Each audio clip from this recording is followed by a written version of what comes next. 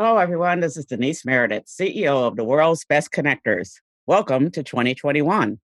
While the political scene here has been horrific so far, we still want to acknowledge, recognize, and send our prayers to the millions of Americans who have suffered and to continue to suffer from the COVID-19 pandemic, and also to all our neighbors, friends, relatives who are still facing continued unemployment and even food lines. But there is hope. This January, we're going to see new leadership come in at all levels of government, and they will help us cope and survive and hopefully thrive in 2021.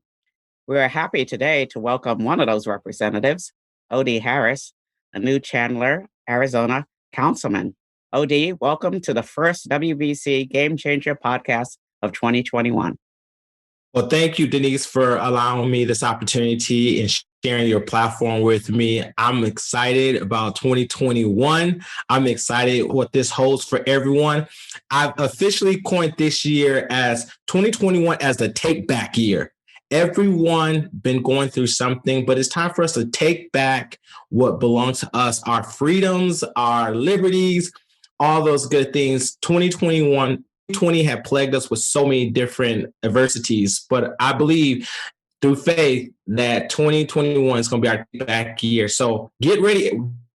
It's time for a redo. So redo your 40th birthday, redo your weddings, your marriages, all that good stuff. Get ready to redo it in 2020. We're bouncing back stronger than ever before. Thank you. Thank you. You're our first WBC associate to win political office. Congratulations. No, thank you so much. I couldn't without the WBC. I'm telling you, having the WBC, having my back, being in the trenches, being in the smaller conversations, donating dollars and making sure that I was taken care of. It was such an honor. And I'm thankful to WBC and everyone that's a part of WBC to have endorsed me and did everything you can to get me elected. So I say thank you, and thank you for the endorsement. Thank you so much. As our regular listeners know, we always start out, as the Marvel and DC comic book heroes do, with an origin story. So briefly, tell us about where you were born, where you grew up, and where you went to school. Absolutely. So I originally, I'm a native of Chicago, Illinois. And then later, my father moved our family to Michigan, where I spent most of the latter part of my life in Michigan, growing up, where I later went to Davenport University and Michigan State University. After becoming an adult, I started my own business at the age of 20. And from there, I was in business. I did well for myself. I was able to grow my locations to 35 locations in 7 different states. I later, in my early adult years, I moved to Arizona, where I've been here for the past 15 years. And I'm super excited about, and I've just been super excited. I got 2 beautiful children, and then I am recently married. Woo, woo. And I picked up 2 bonus children along the way, and they're quite exceptional children, to say the least. And now I'm here in Chandler, Arizona, ready to serve the people of Chandler. Great. No one sort of grows up saying, I want to be a politician. No. What were your dreams originally as a child, and what made you decide to run for office now in life? Well, my original dreams was just to be a good businessman. My dad always would say 80% of the time that you should be talking should be about business. 20% should have been about personal. And so my dad used to monitor the phone calls and say, are you talking about business or are you talking personal? And so I've always had a dream to be a business person, not knowing that I would ultimately become an accountant by trade, and seeing the success grow from there. But after I, got involved and started my business, opening up those 35 locations, 7 states, I recently found out that I really wanted to spend more time with my children. I wanted to kind of dial back a little bit, because being successful does come with a cost. And I wanted to see my children grow up. So I sold my businesses to a major retailer where they picked it up. And then I got into the philanthropy world. Being a church baby already, I kind of knew about giving, but understanding philanthropy is about sowing seeds for long-term gain in the community. I started a program called Ready, Set, Go Foundation, where we help people start your own business. You can go to readysetgofoundation.org to find more information about that. We primarily focus on starting your own business. After running Ready, Set, Go since 2014 and founding it, I realized that as much as I do in helping a lot of entrepreneurs and veterans and women and minorities, I find out that my resources was still very much limited. And so I thought the very next step should be, which was a natural progression of my life, is to get into politics so that way I can impact more people. So thus I began my run for office. And just as of 2019 is when I actually decided that I was going to run. No plotting before then. And I ran a successful campaign. And with the help of the WBC and Denise, yourself, I was able to win a victory. And I was the most unlikely candidate to win, but I pulled it out. And now Chandler is 270,000 people I represent. We have companies like Intel, Wells Fargo, NXP, Waymo, the self-driving car. We have great companies like that that sit in my district. I'm super excited about that. That's great. That's great. Your election, as you really implied here, really involved several firsts. Okay. So why don't you tell us some of those outstanding achievements that are really evidenced by your election?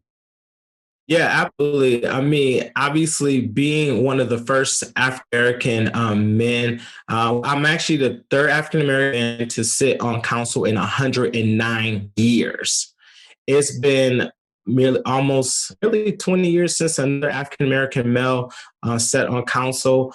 Another achievement I felt was critical was, with Black Lives Matter rallies and marches and things of that nature.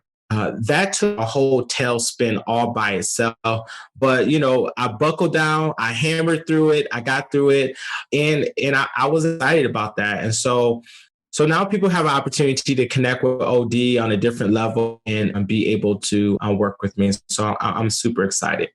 That's great. Finally, as you know, the WBCs are a community of CEOs that help other CEOs enhance their connections with family, employees, clients, government, and the media. What advice do you have for our associates and for all the business leaders everywhere about how they can best start working with their government representatives this year?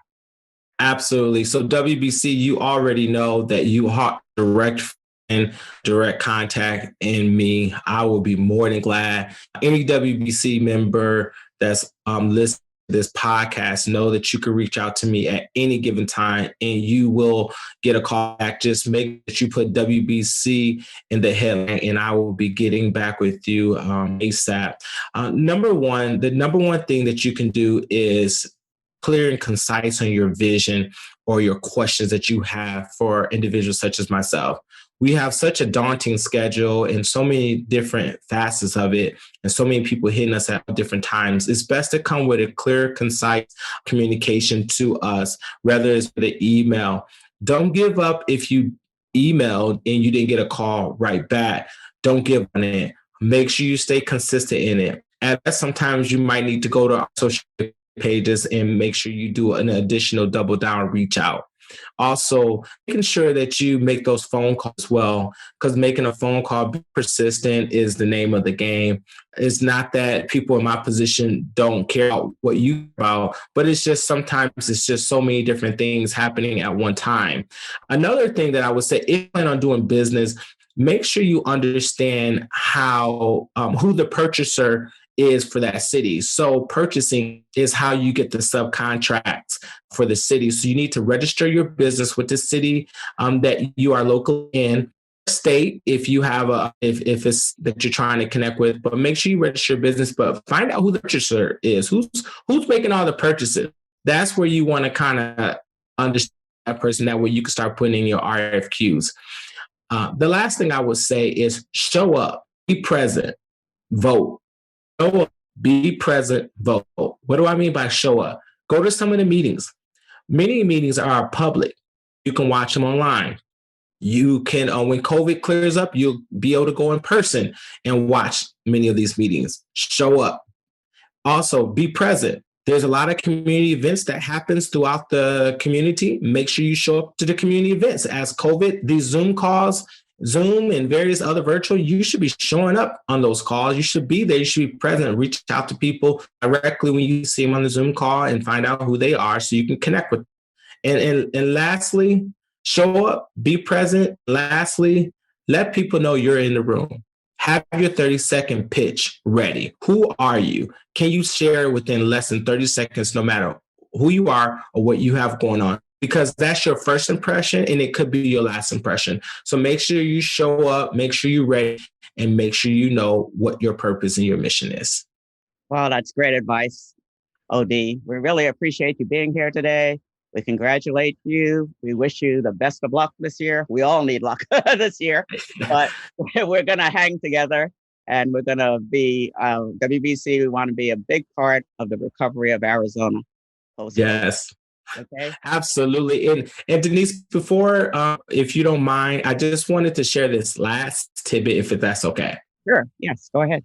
Okay. I wanted to let everybody know that I will be working on some subcommittees that may interest you. And if you are interested in, working with some of these subcommittees, well, if you're in our city or you are looking at a particular thing in Chandler and you're saying, who do I need to connect with, or who's doing what, who's over what commission, I want to let everyone know that I will be serving on public safety, community service, economic development, neighborhood resources, cultural development, and the airport commission. There's a lot of opportunity in aviation in Chandler, and we're looking forward to those that are interested in building businesses. Currently, right now, we only have one restaurant at our airport. And currently, right now, we have no car rental business at our airport. And we currently don't have a lot of different businesses at our airport. And so we are the 35th busiest airport because we do a lot of training, but also we do have people that fly in from other places. Perhaps looking at that would be something that may behoove you if you're listening. And lastly, my agenda for this 21 is to continue to work on affordable housing, as that seems to plague us in Chandler. Housing continue to go up. We need more workforce housing. Also, COVID-19, I'll be working with as many as I can, COVID-19 as it pertains to the small businesses and seniors. Proposition 207, something I need to keep my eye on as it was passed, and it's something that is a hot topic button current right now. And we're going to continue to keep my eye on it. And lastly, diversity and inclusion is such a critical aspect of our government. We need to make sure that we are doing everything we can to make sure we are impacting that area. Chandler gave out $4.1 million just last month alone in December of 2020 to provide many of the residents that was facing evictions right here in Chandler. We gave out the money to Send. That's a great organization if you need help. Also, Salvation Army, we gave them money to help with utility assistance to help if you are in need or if you know someone in need. And so we continue to try to do what we do to make sure that we are being the best city to serve our seniors, our businesses, and our constituents. And so with that being said, I want to take the time to thank again Denise for allowing me on this platform.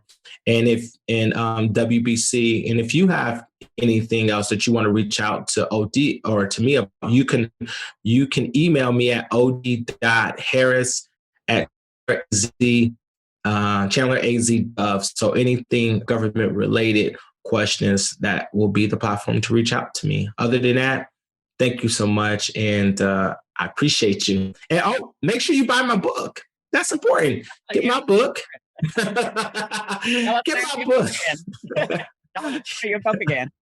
Yes. O.D. Harris, Quantum Leap, Theory of Leadership. That book is so important. It actually talks about how you can do what I did, literally just jumping from one area, just being in the not-for-profit sector and being able to quantum leap into politics and winning on my first time running for office, and I won on the first time out. I forgot to mention that.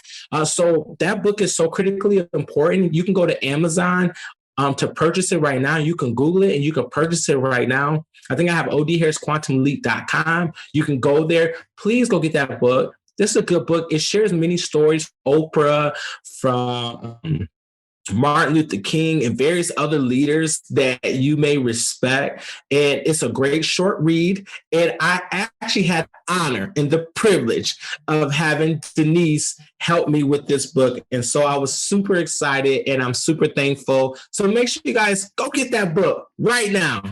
Go get that book. I appreciate it.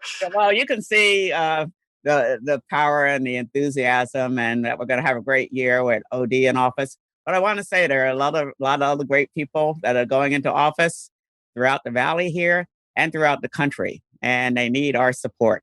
So government, people have heard me say, I don't know how many times, that business is going to be the leader in making changes. Yeah, but we still need government help in getting that done. So let's work together in 2021. Thanks, OD. You take care. Thank you.